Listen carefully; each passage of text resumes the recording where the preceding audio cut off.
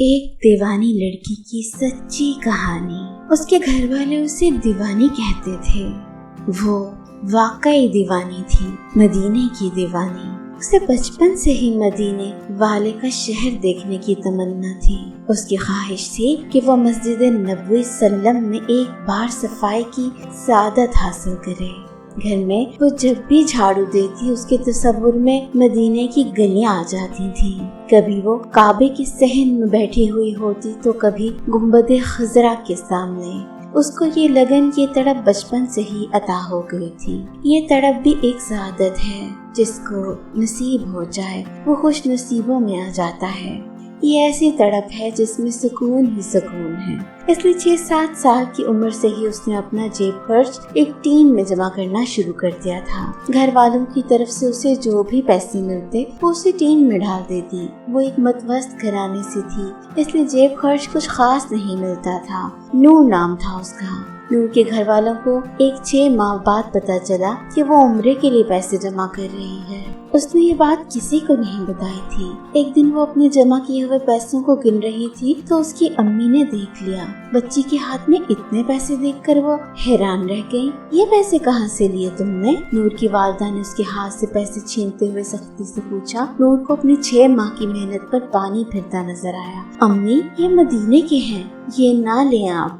نور نے اپنی والدہ سے التجا کی۔ مدینے کے ہیں؟ نور کی والدہ کو کچھ سمجھ نہ آیا۔ یہ کس نے دیے تمہیں؟ چوری تو نہیں کیے؟ اس کی والدہ نے نور کے قریب بیٹھے ہوئے اس بار ذرا نرمی سے پوچھا۔ نہیں امی، یہ میں نے جمع کیے ہیں، نور نے فخر سے کہا۔ اس کے لہجے میں اب خوشی جھلک رہی تھی۔ نور نے اپنی والدہ کو ساری بات سمجھا دی۔ ساری بات جان کر اس کی والدہ حیران رہ گئی۔ اسے فخر ہوا کہ اس نے نور جیسی بیٹی کو جنم دیا ہے۔ اتنی چھوٹی عمر میں اتنی تڑپ، اتنی لگن کے ملنے والے چند روپے بھی جمع کرنے شروع کر دیے۔ بچوں کو کھانے پینے کا لالچ ہوتا ہے، مگر اس کو مدینہ دیکھنے کا لالچ تھا۔ لالچ بری بلا ہے، مگر ایسا لالچ سعادت ہوتا ہے۔ نور کی والدہ نے اسے اپنے سینے سے لگایا اور دل سے دعا دی۔ بیٹی، تیرے نصیب میں ہمیشہ مدینہ۔ وقت گزرتا رہا۔ نور کی عمر کے ساتھ ساتھ اس کی جمع پونجی بھی بڑھتی رہی۔ بہت کچھ بدل گیا، مگر نور کا شوق نہ بدلا، اس کی تڑپ اور محبت نہ بدلی۔ اس کا آج بھی وہی معمول تھا۔ گھر سے جو بھی ملتا ٹین میں ڈال دیتی۔ اس کے گھر والے بھی کبھی کبھار اس ڈبے میں کچھ نہ کچھ ڈال دیتے تھے۔ نور کو منزل قریب آتی نظر آ رہی تھی۔ یہ 2005 کی بات ہے۔ ایک رات نور نے ٹین سے وہ سارے پیسے نکال کر گنے تو خوشی سے اس کی آنکھوں میں آنسو آ گئے۔ بے اختیار اس نے نوٹوں کو چوم لیا اور اللہ کا شکر ادا کیا۔ وہ اتنے ہو گئے تھے کہ نور آسانی سے عمرہ کر سکتی تھی۔ وہ خود کو مکہ مدینہ کی گلیوں میں چلتا پھرتا دیکھ رہی تھی۔ اس کی آنکھوں کے سامنے بیت اللہ اور سبز گنبد آنے لگے۔ اس نے اپنے ابو سے بات کی اور ان کو اس بات پر آمادہ کیا کہ کسی بھی طرح کچھ پیسے بچا کر وہ اس کے ساتھ عمرہ کرنے چلیں۔ اس کے والد نے نور سے وعدہ کیا کہ وہ 2-4 ماہ تک بندوبست کر لیں گے۔ نور کے لیے یہ 2-4 ماہ 2-4 صدیاں بن گئی۔ اس نے اپنا پاسپورٹ بنوا لیا تھا۔ 3 ماہ گزر گئے تھے۔ نور کے والد نے ساری تیاریاں مکمل کر لی۔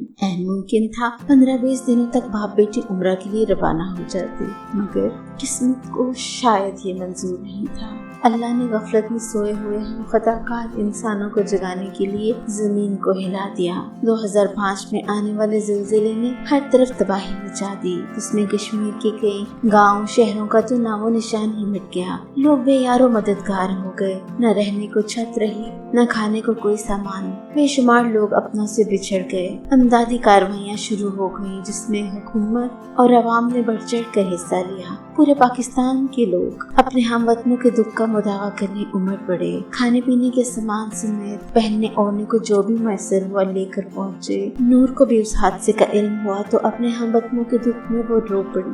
مدینے اور مدینے والے کی دیوانی ہو اور درد دل نہ ہو، یہ کیسے ہو سکتا تھا؟ نور نے اپنی تمام جمع پونجی زلزلہ زدگان کو عطیہ کر دی۔ اس نے کہا تھا کہ اس وقت ان پیسوں کی میرے لوگوں کو زیادہ ضرورت ہے۔ عمرہ میں پھر کر لوں گی۔ میرے 1 گرد لوگ بھوکے مر رہے ہیں اور میں عمرہ کرنے چلی جاؤں تو بروز قیامت کہیں مجھ سے مدینے والے نے یہ کہہ دیا کہ میری امت کھانے پینے کو ترس رہی تو تم نے کیا کیا، تو میرے پاس کیا جواب ہوگا؟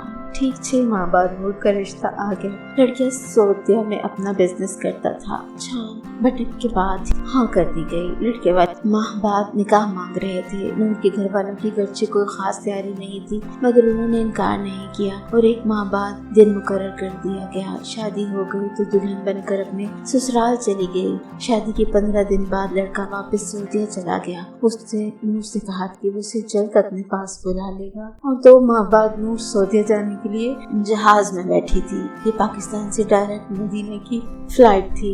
نور کا شوہر مستقل مدینے میں ہی رہتا تھا، وہیں اس کا کاروبار تھا۔ ایئرپورٹ پہ نور کا شوہر اس کا انتظار کر رہا تھا۔ نور نم آنکھوں سے مدینے کی پاک زمین پر کھڑی سوچ رہی کہ کہیں یہ خواب تو نہیں۔ وہ جو مدینے کو دیکھنے کی منتظر تھی اسے مدینے کا مکین بنا دیا گیا۔ اپنی قسمت پر رشک کرتی وہ گاڑی میں بیٹھی اور گھر جانے کی بجائے سیدھی مسجد نبوی میں گئی۔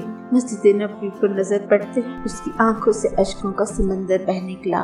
اس نے اپنے جوتے گاڑی میں ہی چھوڑ دیے اور گنبد خضرا کے سامنے جا پہنچی۔ نور کے اس وقت کے جذبات تھے وہی سمجھ سکتی تھی، بس نماز اور شکرانے کے نفل پڑھ کے وہ گھر چلی گئی۔ اگلے ہی دن وہ اپنے شوہر کے ساتھ عمرے کے لیے مکہ کی طرف روانہ تھی۔ پہاڑوں کو دیکھ کر وہ یہ سوچ رہی تھی کہ یہ 1400 سال سے یہاں کھڑے ہیں اور کتنی خوش قسمت ہے کہ انہوں نے میرے نبی کو دیکھا ہوگا۔ کعبے پر نظر پڑی تو اس کی بات پھر وہی جذبات تھے۔ وہ آنسو اور سجدوں کے ذریعے اپنے رب کا شکر ادا کر رہی تھی جس نے اس کی لگن، تڑپ اور محبت کو منزل بخشی تھی۔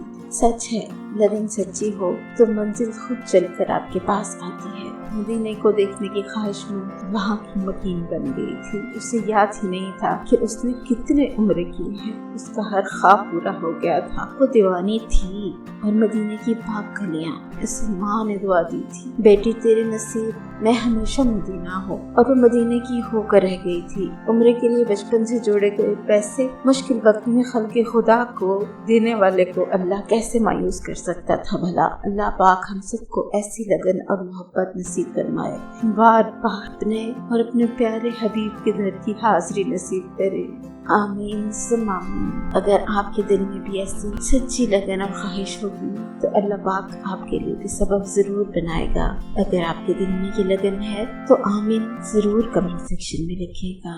شکریہ۔